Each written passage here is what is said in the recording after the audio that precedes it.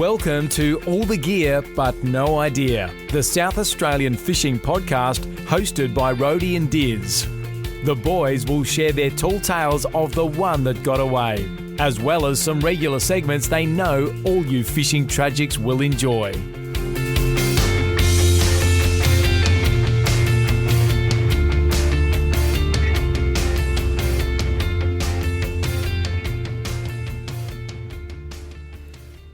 G'day guys and welcome to episode 27 of All the Gear But No Idea, the South Australian Fishing Podcast. Diz, how are you, mate? Fantastic, thank you, mate. How are you going? Bloody excellent, and we're joined today by another big guest, Dizzy, none other than Ralph, the president of the Game Fishing Club of South Australia. He's been busy. He has. They're hosting the Tuna Slam. Yes. We look forward to hearing about all of that later because there's been the weather threw it into turmoil. It did. Little postponement, but we're looking good for the weekend. The forecast is looking much better, mate. Absolutely, mate. Fantastic So news. we can't wait to talk to Ralph about all things Game Fishing Club of SA. Yes, well, he's certainly going to put us to shame in that regard. Rhodey, let's get stuck into the oranges and lemons. Mate, I'll let you open up the account. Yeah, I will, mate. We nipped over to KI again last week, starting to become borderline locals. Borderline Islanders. Convinced a few folk at the races that I was an Islander. But no, we went over there for Dizzy's Bucks, so I know you're all surprised that he's still here and we didn't kill him. So am I. And at one stage at the pub on Saturday night, I thought we had, but he's pulled through it, he's here. Yes. But anyway, before the rest of the rabble rolled in, a few of us went out with Gavin Solly, our main man from KI Fishing Adventures. Yes. That was a bit of an orange in itself, Diz. It was, mate. That would have been plenty orange enough. But more specifically, catching some kingies on the jig. How good. Jeez, it was exciting, wasn't it? Yeah. It's a bit spewing. I couldn't get onto them myself, mate. Probably, 20 or 30 kingies all schooling up on the side of the boat. Oh, it was heaps of them. It was unreal. And that same pink 80-gram jig that did the damage on the nannies... Just got him again. Hooked 2 kingies. Got the kingies on the Not go. monsters, probably between the 60 and 70 centimetre range. Yeah, it was rat kingies, weren't they? Those rats. He said Gav thought they were to do with that, remember that escape they had? Yes, out of the So pen. there's more of that size than there ever used to be. Yeah. Excellent news. All right, so it's my orange Diz. What do you got for us? Well, Roddy, you mentioned the trip to KI for the Buck Show. We had a fantastic time on the waters. That was really good. And look, it was an absolute treat. Waking up on Sunday morning was our last day. Thought, oh gosh, here we go. Walked in front of the mirror. Thought, geez, that's an ugly looking specimen. But hell, it was nice having 2 eyebrows on my head. Well, me and Bill certainly talked a big game about taking one of them off. Gosh, it was nice just knowing that I could come back, have both the eyebrows and not have to worry about going to see some sort of beautician to try and put some plugs in or something. Not good. That was positive. I'm going to roll straight over into the lemons there, Rhodey. And while we're on the topic of the Bucks Show, Saturday was the KI Cup, as I'm sure everybody who follows the races would be well aware. Fantastic country meet. Unfortunately, COVID restricted their numbers to 2,500 or thereabouts. Correct.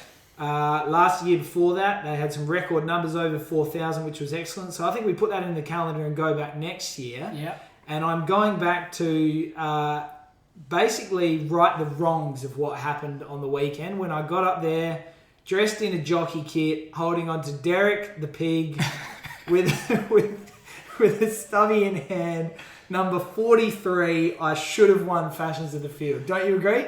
You should have, mate. But I reckon one positive to take from that was you giving the podcast a shout out on stage. Just had a quick yarn with Flipper while I was up there. I could still string a sentence together at that stage, which was positive. Only just, but you did manage to get the podcast in there. And Flipper was glad to hear. I think he's basically an every fortnight listener now. As of now, he'll be in, I reckon. Absolutely. Brody, what was your lemon, mate? I'm going to say that's 2 trips in a row to KI, North Coast, no tuna. Disappointing. But in saying that, that's a bit of a bittersweet one, really, because if Gav's not getting tuna, probably makes us feel better for that week we had over there in January not getting any. That's true. That is true. So he thought the water was a bit cold for him. Yes. And he said it's gone up a couple of degrees in the last week or so, and he thought it was getting close to the tuna time over there. We saw a big sort of, like quite a few active birds and the dolphins feeding on some bait on the way home, didn't we? Yeah, we did. We did. But anyway, hopefully not too long and they'll be firing on the north coast. Good stuff, Diz. All right, what about the merch? Now, do we have any merch left after this trip to KI? Great question. I'm not sure that anybody had to do anything other than look at you with all the gear but no idea hat on and you just say, do you want my hat? I just traded in an all the gear cap just about every day over there, didn't I? I don't know how many you took. We took lots of stubbies and we managed to flick them off as well. Oh, it's unbelievable. But Matty Barlow's rolling around in one. He's a good fisherman, so hopefully he gets Great some snaps. fisherman. Couple of randoms, no doubt. I think Latchy might have nicked one. Latchy got one? Unbelievable. He's not a good fisherman either. No, so what are we giving him not. one for? He'll roll it around those high-flying Bondi parts in New South Wales. Might get us a few lessons. Is that really our sort of crowd though? Negative. All right, there that is was still good. a bit of merch left, so get involved, guys. Yeah, you'd want to be quick and definitely don't let Rody get on the sauce, otherwise you can start. Actually, maybe get Rody on the sauce, you might get yourself a freeway. Yeah. All right, Diz, let's keep it moving. Let's get into the fishing news. Diz, what do you got for us? Well, Rody, as we mentioned, lucky enough today to be joined by Ralph, president of the Game Fishing Club of South Australia, and they run the Tuna Slam. The Tuna Slam is called the John Johnson Memorial Wirrina Tuna Slam. Happens every year. We'll find out a little bit more about it later, but a little bit of goss on the news was that it got postponed from its original weekend, and it has been moved to this coming weekend, the 27th, I believe, Yeah, good maths, Diz. and the 28th. Yep, correct. 2-day event. 2-day event, and this includes some of the larger boats travelling from other ports across the state and maybe even further afield to come. They might house their boats down at Wirrina and fish Backstairs Passage and around the back of KI and the likes to track down the big tuna boys. Correct. All right, Diz, that's enough of that because we've got plenty of talk of that coming up shortly. Yes, we do. Rody, on another story, the carp virus release is unlikely to happen anytime soon. Am I right? That's certainly what I believe. Okay.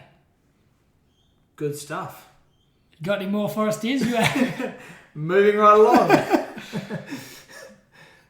Yeah. The fishing app study, Rody. Talk us through the fishing app study. I do actually have a bit more on that, Diz. Oh, do you? Yeah, look, it's just hit my desk. Oh, thanks, big guy. Give it to us. Look, this is actually me picking up the parts of you trying to write the news. I asked you earlier what was going on with the carp So the release. State Environment Minister David Spears has stated there is no intention to pursue the plan of releasing the herpesvirus in the short term or even the medium term. That was a quote from ABC Radio. Interesting. So that project's gone deadly quiet was the quote.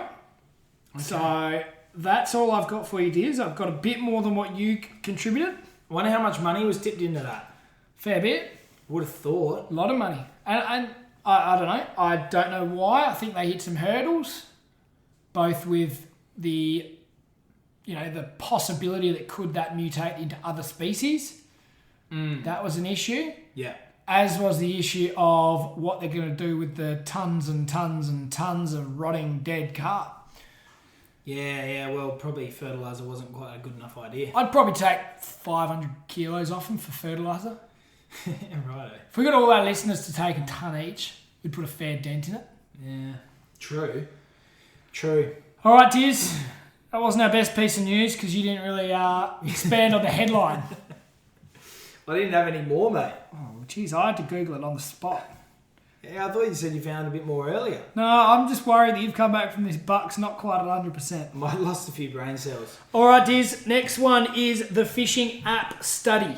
Yes. So this is a bit of news out of PIRSA, where we get a lot of our news from, running this sort of area of the state. Yes. So they're asking for SA fishers to volunteer to be a part of a national study in collaboration with the University of Tasmania, and it's looking at whether an app has similar, better results to a traditional fishing diary or phone survey. Okay. So it's all about how they're going to collect data going forwards. Yes. Yeah. So phone and diary surveys have been undertaken in 2000, 2001, 07, 08 and 13, 14 to assess the recreational fishing catch and participation in South Australia. This process involved random people were selected and asked to fill in a catch diary for the year. That included basically everyone, so whether they fished or not, I believe. Yes. So there's been a lot of scepticism. About the accuracy. Yes, exactly, Diz. So that is why they are saying, let's look at this app as a better alternative for next time we want to know what's going on. Yeah, absolutely. This is going to help inform the MARFAC, no doubt, Roddy. Yeah, correct.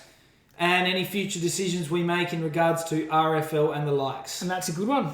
Absolutely it is. So that's underway at the moment, Diz. So we're strongly encouraging the listeners to download the app and get amongst it. Yeah, so I think the survey part of the apps hasn't quite got up and running, but certainly the app, the fishing app itself, is a goer. Yes. And we've used it a couple of times, Diz, to look up bag and catch limits. I like it for that. It's Not good. bad. It's got a little diary in there too where you can log all your catch. Bit of a memoir. Couple of memoirs. So there's also another survey I'll just quickly run into. Yes. They're doing a Gulwa Pipi survey. So that one is researchers patrolling the beach, coming up, saying good day to a couple of locals, correcting their cockles and getting some numbers. Yeah, okay. You reckon they're pouring out all 300 of the esky and counting them? No, I don't know, mate. Never had them come up to me. I imagine though there'd be a fair few people down there who just go and get a feed of 50 or something. You think? Yeah, we've been down there and tried to get 300 and only got about 10. Fair enough. Certainly took the mickey last time though, didn't we? And if you're going down there, you'd be mad not to get yourself on a bit of a fishing guru 3-in-1 measure, wouldn't you? You would. You'd take that with you. All right, let's move on because we touched on this originally when there was some consultation out in the public for, well, not in the public, but in the charter operator scheme, and there's been some funding released through the Marshall government. Yeah, so this is actually the second lot of funding. So they've released the first lot previously. Yes. I think this one is $500,000, and that's going in to support those who have affected the snapper closures. Yes. And it's also going to help charter operators to boost tourism and support regional jobs. Yeah, okay, brilliant. So it provides up to $25,000 in matched grants to successful charter boat businesses to diversify their market. So for more information, jump on the PIRSA website. Those grant applications will be open from March 1 this year. So if you are a charter operator, jump on there and have a look. This was an interesting part of this article on the PIRSA website as well, about where that money went to in the first round of funding. Yes. And a few notable ones I saw on there was a new toilet and modification for the Balgowan boat. Oh, great operators. Tim Great Golding, so I've been following them on Facebook. I've seen that one popped up. It was also an upgrade of vessel upholstery and installation of non-slip surface on the floor and a website redesign for Gav and the KI Fishing Adventures crew. And boy, did they do a great job of that. Looking bloody good on the weekend, wasn't it? Money well spent. Lots of others. Calypso boat over in Port Lincoln got a shuttle bus. Wyala Fishing got a bit of a benefit. There's plenty of others that have got involved. They were just the two that sprung to mind, being former guests of the show. 4 200 horsepower outboards for the Sejuna boat chart operator. Yeah. Hell, that's some ponies. That'd get you there quick, wouldn't it? That's some ponies. So, plenty of businesses have already benefited. Yep. And there's more benefits to be seen. Which is good news because we know a lot of these charter operators have been significantly affected. And not only the snapper closures, the COVID hasn't helped them either. No, well, Gav, we heard that firsthand from Gav, didn't we? Well, the Friday, so the KI races are on the Thursday and the Saturday. Yep. Traditionally, the Friday's been the hottest ticket in town on Gav's boat. Yep. And he lost the whole crew to Melbourne. And Wednesday. That's right. Wednesday and Friday. So he lost 2 days to the Melbourne-Victoria border closures. Gonski. Not good. So COVID is still running amok with that sort of crowd. Yes. Yeah, it is. All right, Brody, let's move on to the next piece of news. We are very excited for the upcoming round 2 of the Yak Hunters Kayak Fishing Series. It's going to be held in Blanchetown on the 28th of March. Yep, so about a month away. About a month away, and they have a primary target species for each round, and that varies between each Each round of the competition, Each round, and also each location, Rody. Yep. Yes. So it does depend where you're fishing. But for the South Australian-based crew, we are basically going to Blanchetown to target the callop. And there is a bonus species which will be announced prior to the event. So hold on to your hats for that one. Looking forward to it. Ready? Sure am. Can't wait. $75 to get yourself a single ticket. But if you're an avid kayak fisher person, then you want to get yourself the season pass, Rody. $250. You'll save yourself a couple of bucks there, $50. And you just having a bit of a nervous moment about your math. I was there. $50 is right, mate. You gave me a funny look like you weren't sure. It's $15 for a brag mat, but you're also welcome to bring your own. Perfect. All right. So good news in all on that regard, right? Yep, definitely. Diz. Now, next bit of news is Lee Van Soest's first event for the Reeling in Junior Anglers was a great success from all reports. So I saw Minister Basham and his family got amongst it. They were all down there having a fish. They caught fish. They did, mate. They even caught crabs online. So that's always good. Because I think, that event was all about teaching kids fishing and knots and all the bits and pieces. Yeah. But to catch fish just really topped it off, I think. Oh, absolutely, mate. Absolutely. The kids would have been absolutely wrapped with it. And I saw some pictures. All the kids got a nice little show bag from Shimano, including a cap, a stubby holder, put their little can of Coke in there. Yeah. No, well, when we had a chat with Lee, she was telling us how generous Shimano have been. And it's fantastic. Plenty of other sponsors as well, Diz. And all sponsors. It's a big shout out. There's been a lot of people involved. Lee, the coordinator of it all, of course, has done a fantastic job. And it would be remiss of us, Rody, not to mention that Zone 3 voting has now started. And this is for the freshwater areas, isn't it? Yep. So we've got young Harry, who's 8. Yep. And I think Lethan, who's 9. Yes. Yep. And from there, you jump on the Facebook and you put in a vote. Yes, no, absolutely. And you've got to get on there before Saturday the 27th of Feb. At 4 p.m, Rody? And we've already had the winners announced for Zone 1, which was Bodie. So he's representing the Eyre Peninsula on the west coast. And Zone 2 was Cash, who's representing the York Peninsula. Well done to those guys. Fantastic effort from Lee. Reeling in Junior Anglers program is a real must-do if you're looking to get into fishing. If you're a young tacker or get the family down there, you'll learn a lot from Lee. Won't you? Jump on and give them a like on Facebook. I think their next one was going to be Port Lincoln. Is that what Lee told us? Yes, that's what Lee was talking about. I think there was a few logistics to work through with accommodation and the likes, but they're getting there. There's one thing I know about Lee, she'll pull it all together. So they're looking rural for the next one. Good stuff. All right, Diz. Good news week. Sorry about the little mishap on the carp virus front. Very average. We're looking forward to getting in and having a good chat with the guest, Ralph. Okay, Rody, lucky enough now to be joined by Ralph Czabayski, for the president of the Game Fishing Club of South Australia. He has been extremely busy because they've got a big event coming up this weekend. Ralph, welcome to the show. How are you going? Thank you. Going well. Thanks for having me on. Beautiful, Ralph. Well, we'll get into the competition and a bit of news about that shortly. But as we always do, let's start off with our 5 questions, Ralph. So what I want to ask you first is tell us about your best fish. Well, probably the best fish I've ever caught was up off Cairns. I caught and weighed a black marlin that weighed 1,111 pounds.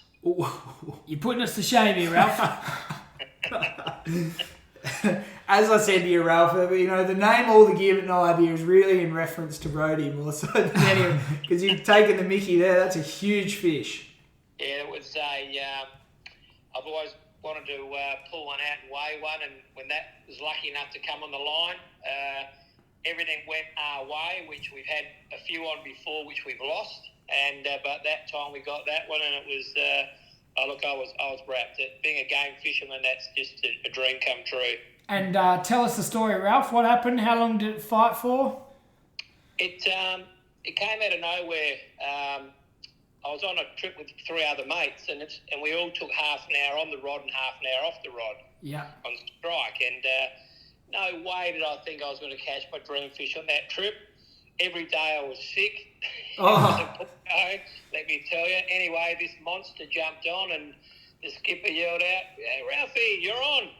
This is the one." And I thought, oh, here we go. And anyway, we had it on for about 45 minutes, and what they sometimes do, they come up on the top of the surface and they shake their heads like they're gagging. They're trying to get the bait out of their stomach.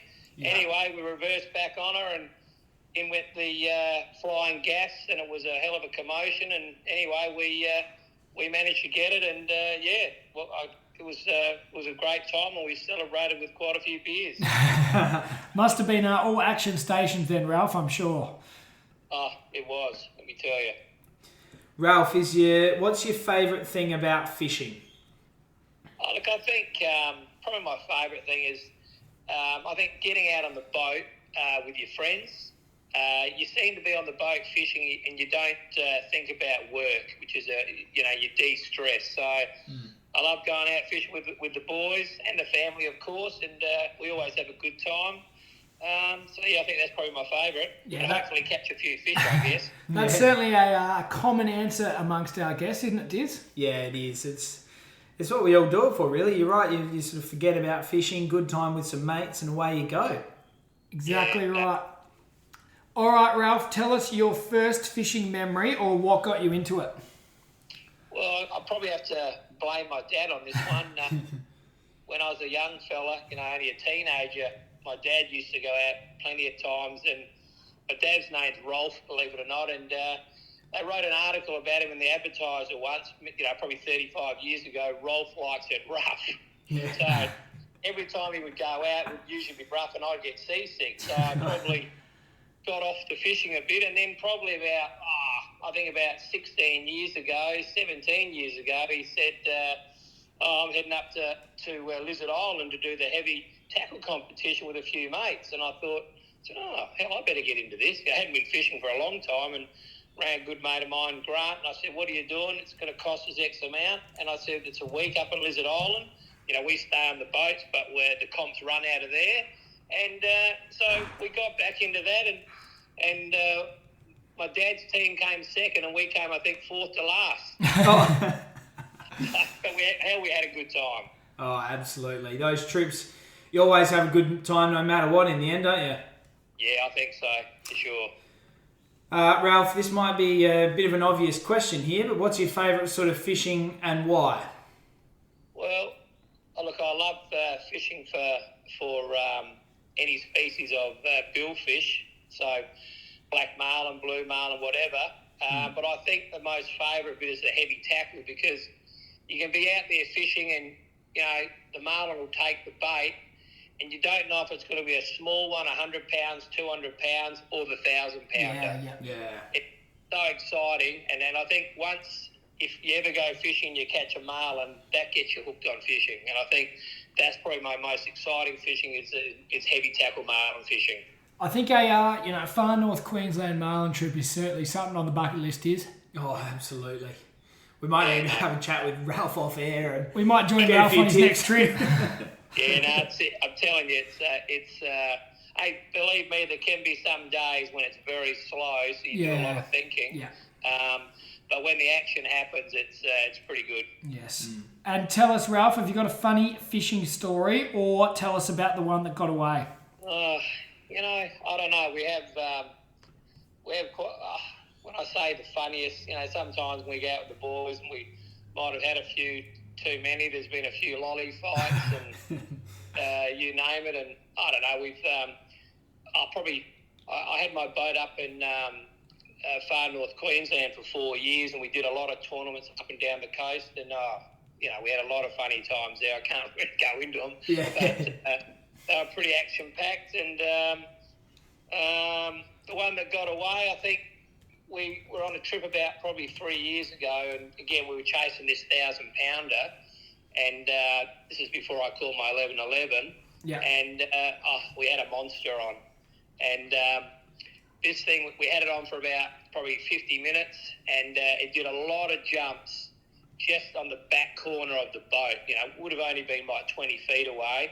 And I was in the game chair, and I must admit, I said to the two deckies, because we go out in the same boat every year, so we've become good friends, and I said, gee, boys, let's be careful here, because this one's a big one and a fiery one. And anyway, after it made my 11-11 look small.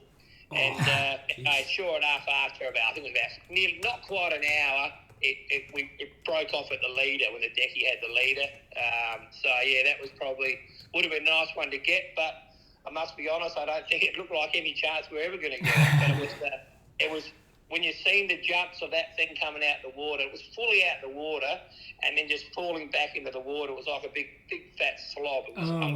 Wow. Yeah, that's probably the one that got away, I guess. Yes, fair enough. And tell us, Ralph, who do you go out with up in Cairns? Just if we do plan our own trip, we'll get a word of wisdom from you.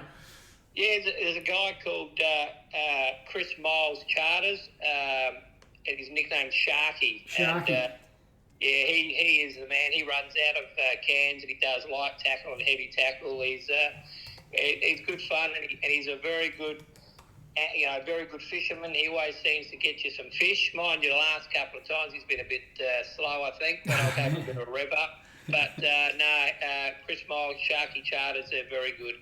Yes, excellent. All right, Ralph, well, thank you for answering those questions. Let's get stuck into something which I'm sure you've been very busy lately, the Wirrina Tuna Slam. Tell us a bit about it. The weather didn't play, wasn't looking like it was going to play the game last weekend. We've postponed to this weekend. How's it all looking? Yeah, well, look, we've, I know we were disappointed that we had to put it off last weekend, but looking at the weather forecast, and we're on the south side of Kangaroo Island, and a lot of in this comp, there's going to be a lot of trailer boats in it. Yeah. So we had to make the call, which was in the end, the weather sort of changed its mind a bit, and the change didn't come through till probably Monday-ish. But anyway, it's going to definitely go ahead this weekend. It looks like light winds, sort of the 5 to 10 knots, maybe a little bit more in the late in the day, but most of the people will be on their way home anyway. Yeah. Definitely going ahead this weekend. Oh, that's good news, Tiz. We've got a bit of a breaking story for the listeners there. Yes, absolutely. That's really good news for everybody involved. And how many entrants are you looking at, Ralph? Plenty of people showing some keenness. There's some great prizes. On our Facebook, on the events, we've got $10,000 worth of prizes.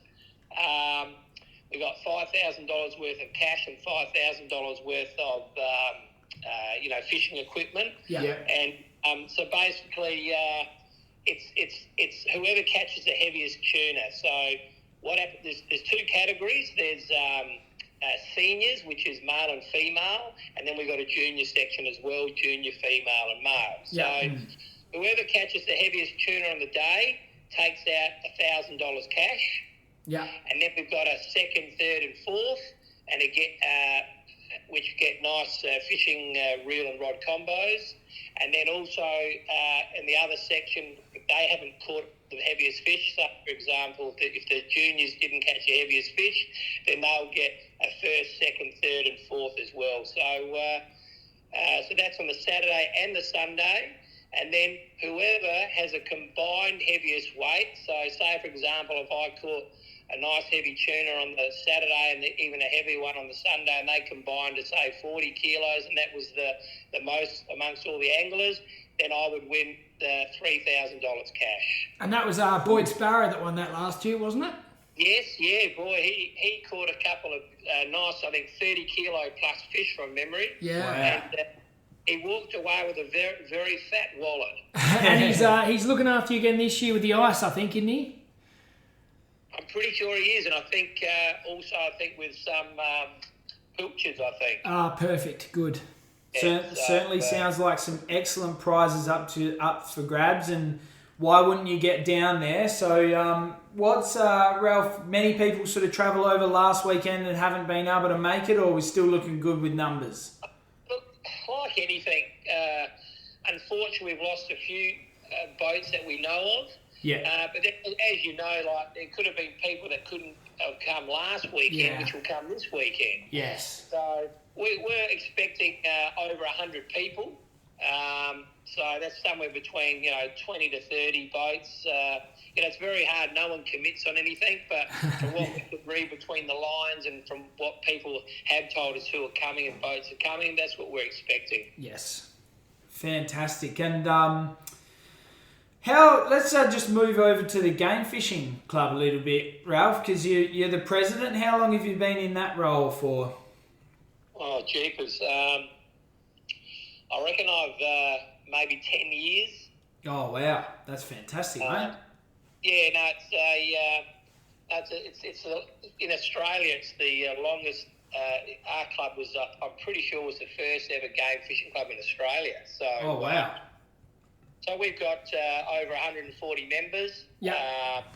It's like any club, you've only got X amount of boats that are active and the people that fish, but we got our club rooms on Port Road, and we do the first Tuesday of every month. We have a get together there with people. We have a barbecue and a bit of socialising, and we do talks on certain things, maybe how to catch a shark or how to tuna fish, and which is pretty exciting. But no, the club's good, and we've got some really good members and met a lot of good friends through it. And yeah, we've seen some of your social events. They look, both very educational, but also a good social outing.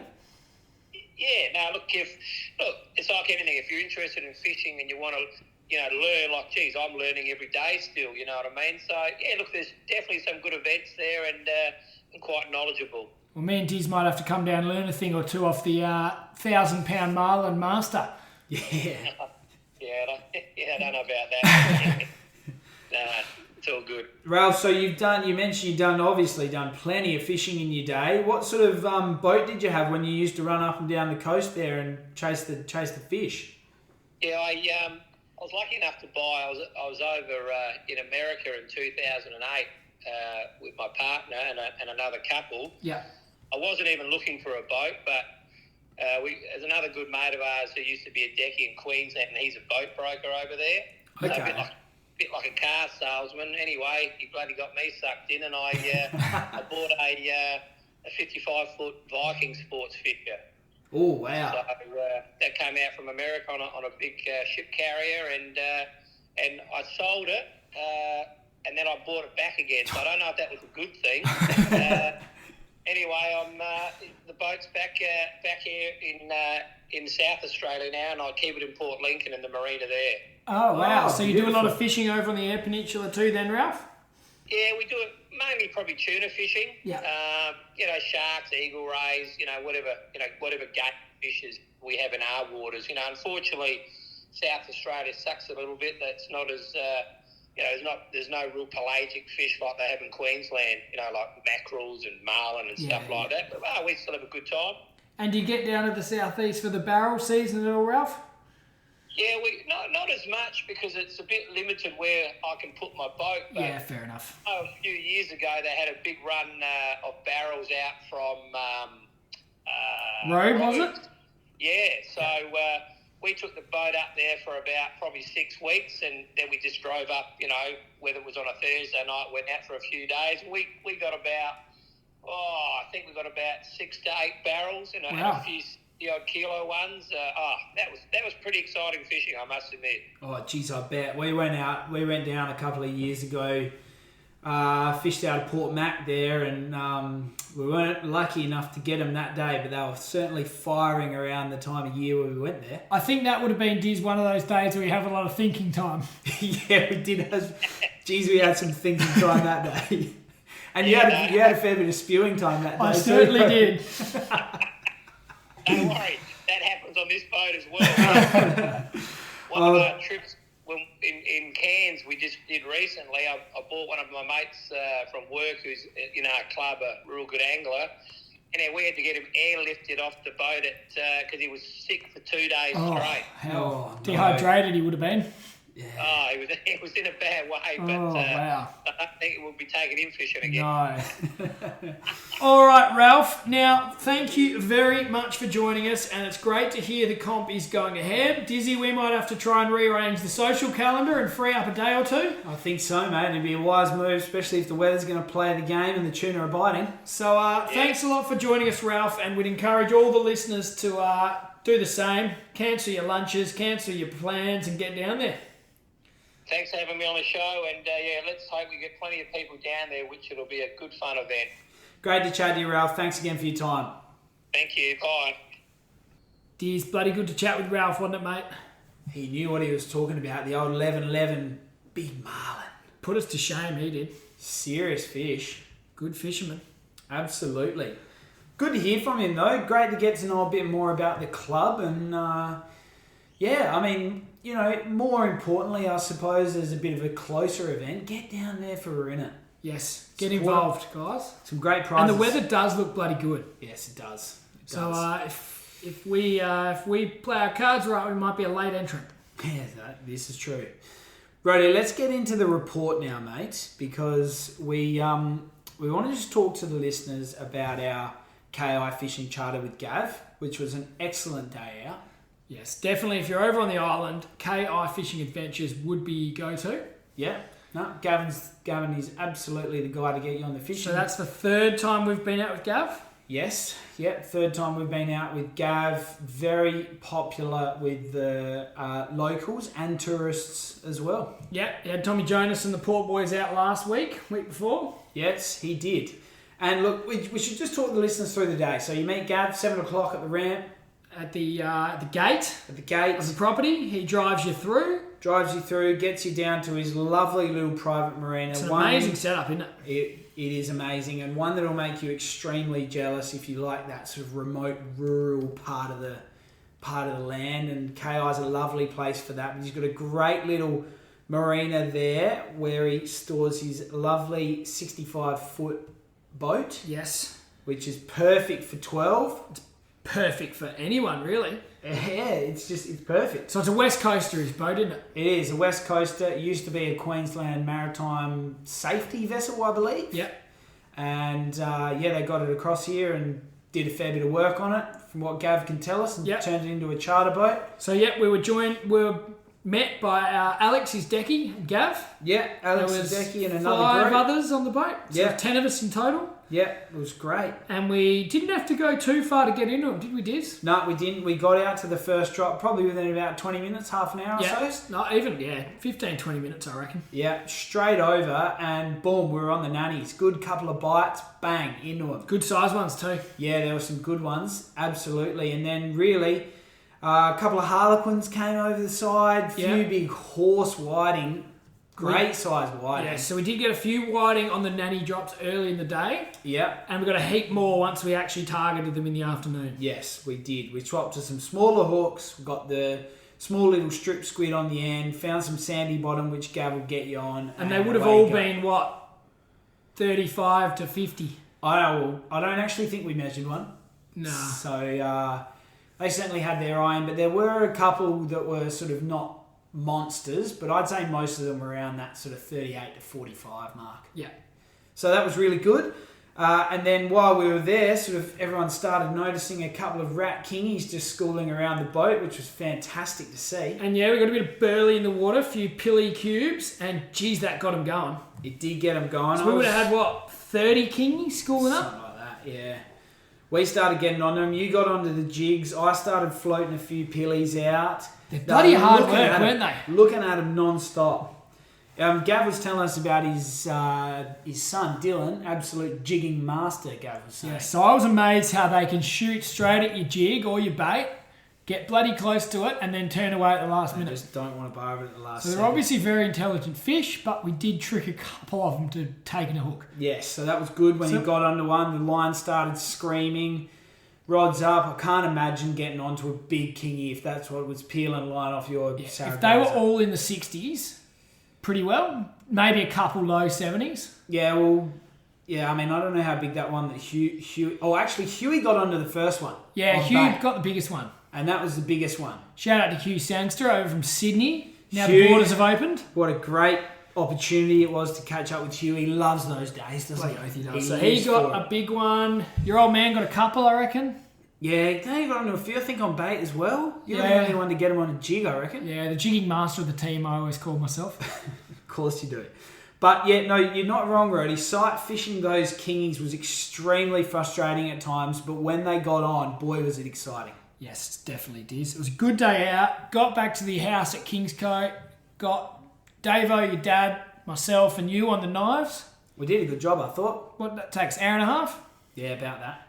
Bill, Sando, and Huey on the vacuum sealer, because you've always got to do a good job of that. Yeah, you do. They left a little bit to be desired there. They weren't the best on the vac sealers. Well, they weren't quick, but I've got a sneaking suspicion they were lying on the couch having a couple of beers while we were out there filleting. No, they did a good job. They were all done and dusted basically by the time we got back inside, which was the main thing, and then we got stuck into the beers. Got the fish on the ice, the beers were already nice and cold, and that was it for the weekend. It was a great day's fishing, Rody, and notably another story in the report this week was Pez, just hot off the press today, sending us a photo of an excellent tuna of a very good friend of his. Yes, that's a big fish. That was a big sized tuna, and Rody, I'm not going to lie, that looks suspiciously like the north coast of KI. I think that was the north coast of KI, did. So maybe Gav's prediction that they were on their way came off. We know it was Kangaroo Island. There was a tag of Kangaroo Island, which we could see, and it looked suspiciously like the north coast. So that might be the sign of some better things to come. And it looked suspiciously like a small tinny to me, Diz. It does. So it's not a long way out, this fish. No, that's right. All right, Rody, another notable story in the report, obviously, was our great friend of the show, Dan Way, the fishing guru, get amongst his gear. Yep. Was a little trip he did. Over West Coast. Go and chase the silver ghosts. Certainly didn't get a big one. It was not huge. It was a mully, though. It was not huge, but we were offline a little bit for the best part of the weekend, so we may have missed some stuff that Dan was getting into, or he chose not to share to the socials. I'm sure he'll chirp us if he did catch a big one. Yeah, absolutely. Did get some squid I saw on one of the jetties. Yeah, no, I'm sure they had a good time, except I'm not sure they're having a good time when they had to strap up the camper van on the way home, which I saw. No, you're right. Anyway, we'll look forward to seeing Dan next time to hear that story, won't we, Rody? Yeah, Diz, that's probably it for the fishing report. Yeah, mate, I reckon that's about it. I think, you see in the reports all the time, people sort of launching Metro, getting a few, but, we're only talking about the notable stories at the minute, aren't we? Yeah, we're not going to read you about every little detail of some nuffy catching 6 garfish, are we? No, we're not. Absolutely not. But I tell you what we are going to move on to, Rody, is certainly not a nuffy idea by any stretch of the imagination in the tackle segment. What have you got for us today? So, Diz, this was a little item you picked up when we bought our boat. Yes. Got online, didn't you? Yes. Well, we took the boat out maybe a couple of times, and we're a bit concerned that we couldn't get our spread right whilst chasing the tuna. Yes. So what did we do? What was the solution to this problem, Diz? Bit of sort of, looking around online, probably didn't really want to fork out for proper outriggers, probably don't do enough tuning for that sort of gear. So we thought we'll get some outriggers which fit well into the rod holder. Yes. And they can be purchased online. We purchased them from Menace Marine, mainly because that was the only place where we could really find them. But they worked really well because they can swivel 360 degrees on the base and then 180 degrees on the top, so you can really get it into any angle that you want. Yeah, so it sits straight into your rod holders, you put it out on a bit of an angle, yep, and it just gives you some extra width away from the boat, doesn't it? Which is really good, and it's also got a tether, which is nice little inclusion in the sail, so you can take care and make sure you hold onto your rods if the worst case scenario happens. But yeah, look, it definitely gets them out away from the boat, Rody. Yeah, and they're fully stainless, Diz? Fully stainless, mate. Really good. Got a nice little way to sort of lock into the rod holder. You might just need to file it a little bit back like we did just to get them nice and snug in there, didn't we? Just to suit the exact shape of your particular boat's rod holders. Yes, absolutely. But no, they do a great job. Got the lures out nice and wide, and we've had a bit of success. We're certainly not going to be claiming to be any flackies of the world or stews of the world, but We're getting there, mate. We're getting there. We're just chipping away at it, aren't we? And I think I might have seen them pop up at Let's Go Fishing lately too. Okay. So I think they were out of stock early in the season, but they're back in stock, I believe, down there. All right, well, that just basically is a no-brainer. Go down there. Get yourself one. If you think you need one, get one. And I suppose the other thing, when we bought one, we weren't that sure what we were getting. It would have been nice to get in and feel them and touch them. Yeah. Because ours are really good. Yeah. But you never quite know what you're going to get. I'm more of a sort of in-the-store style operator. So I think the ones they've got down at Let's Go Fishing are the Hookem ones. Okay, nice. So that's a good brand that we want to support. Yeah, absolutely we do. And they'll definitely look after you down there. So go out to Let's Go Fishing and get into them. Fantastic, guys. Well, that was a nice little tackle segment for the listeners there. Already certainly better than you trying to come up with some ordinary joke anyway. Debatable. Okay, fair enough. I rated my jokes. It's just every second episode we had you bringing the theme down.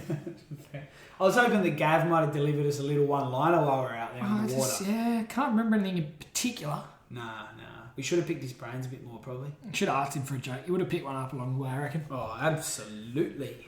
All right, dears, that's just about all we've got time for.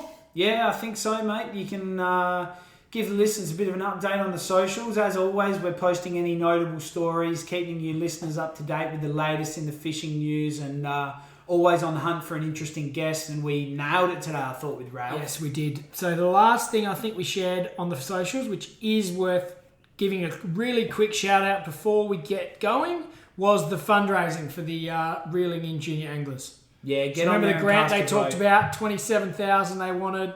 Yeah, cast a vote. So jump on there. I've done my vote. Didn't take very long. So jump on Lee Van Soos' Facebook or the Reeling In Junior Anglers Facebook and get into that link and put your vote in. Cast your vote. Absolutely, mate.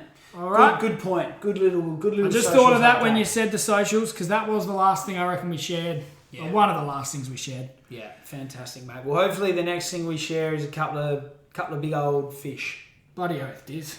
All right, mate. Well, it's been good to have another yarn with you. Great to catch up with and chat with Ralph. And we look forward to listening, speaking to you guys next time. See you guys. Rhodey and Diz hope you enjoyed today's episode of All the Gear But No Idea. Keep up to date by liking and sharing us on Facebook and Instagram. And you can subscribe on all the major podcast platforms. Until next time, good luck fishing.